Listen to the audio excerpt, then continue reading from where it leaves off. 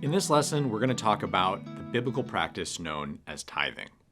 Tithing, in its most simple of definitions, means to give 10% of our income back to God. It's based on the foundational understanding that all that we have and are ultimately belongs to God in the first place. Nothing that we own is ever truly ours, but instead comes from the Creator and will return to the Creator when we die. Tithing is part of how we acknowledge this inherent truth. It's also a very practical way to live generously, which is at the core of the Christian life. And it's an essential way in which we practice solidarity with each other. Throughout the Bible, we see faithful followers of God pool their resources to care for the poor and to maintain their worshiping community's needs. Put simply, tithing is an essential act of worship and discipleship. The practice of tithing is first introduced in the Old Testament. We see as early as Genesis chapter 14 that Abraham gives 10% of his income.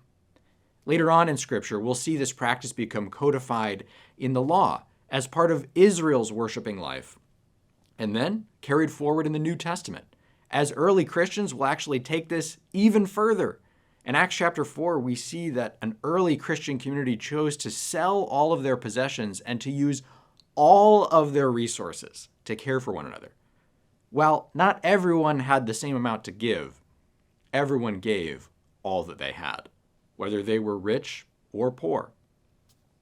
We see here that tithing is not a maximum, but is in fact a baseline. Now, tithing is a subject that raises a lot of questions for Christians.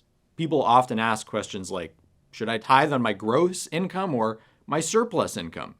Should I give just to the church, or is it okay to use part of my tithe for other organizations?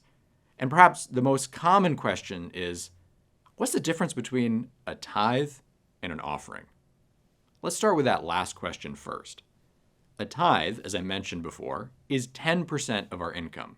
An offering is something that is given over and above that 10%.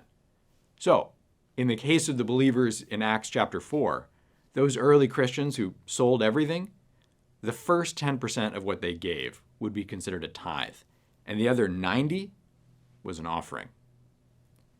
Now that 10% number looks simple at first glance, but as I mentioned before, people often have questions about how exactly we should calculate it.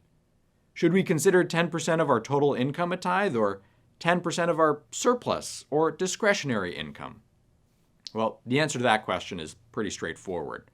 Throughout the scriptures, when tithing is mentioned, it is 10% of our total income. In fact, in Proverbs 3:9, we are instructed to give the first fruits of our harvest to God. Now, I'm not a farmer, although I have gone berry picking a few times, but I don't think that counts. To help us understand this, let's try and put ourselves in the shoes of a farmer for a moment. Months ago, you tilled soil, planted seeds. For months and months, you've tended to your field, you've watered your crops, you've waited for your labor to produce fruit, and finally, it's time to harvest. Yet, before you take in your harvest for yourself, you give of this bounty back to God as an expression of thanksgiving for all that God has provided. Not the leftovers at the end of the harvest, but the first 10%. All right, so we've established that Scripture speaks to giving 10% of our income back to God so that we can care for the poor and continue to support our worshiping community, which in our context is the church. But should we give the whole 10% to the church? What about all the other great organizations and causes in the world? Is it okay to say give 5% to the church and 5% to a nonprofit? The traditional view is that Christians should give their full tithe to their local church community, and that the church community should discern how to use their funds in common ministry together. At High Rock, this is what we strive for.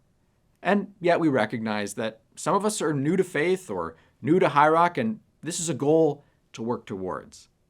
We also recognize that many of you tithe, but do not fall inside that traditional view of allocating it all to the church. That's okay. I also want to be clear that it's okay to be in progress at High Rock. If tithing is new for you, Here's an example chart for reference, which may be helpful for how you can work towards the goal of giving 10%.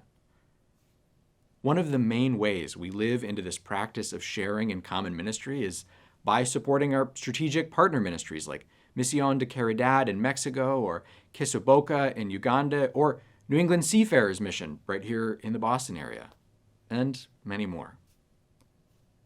Lastly, one of the most common questions is if tithing is only about money. Tithing is an essential part of the posture and practice of generosity that all Christians are called to live into. But generosity is not only about money. We're called to be generous with our time, our gifts, and our material and financial resources. Yet it's not an either-or proposition, but both and. So, while tithing does only refer to money, generosity, the practice from which tithing flows, is about so much more than just our money. God doesn't need our money, but God does desire for us to be generous, compassionate, and loving people who love Him and love others.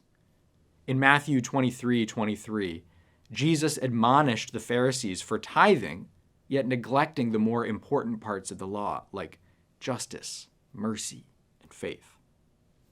When we profess that Jesus is Lord and has set us free, we are invited to live into that profound, transformational, and life-altering truth by aligning our whole lives, including our finances, with the truth and teachings of the love of God. We see in the early church, when Christians took the practice of tithing and expanded it. Tithing is not a legalistic prescription. The posture of our spirit should not be to seek the bare minimum, but to ask, Jesus, how does He desire us to live? Jesus, though innocent, gave His life so that we could be forgiven, redeemed, reconciled, and set free. The standard for generosity in the Christian life is not 10%. The standard is the cross.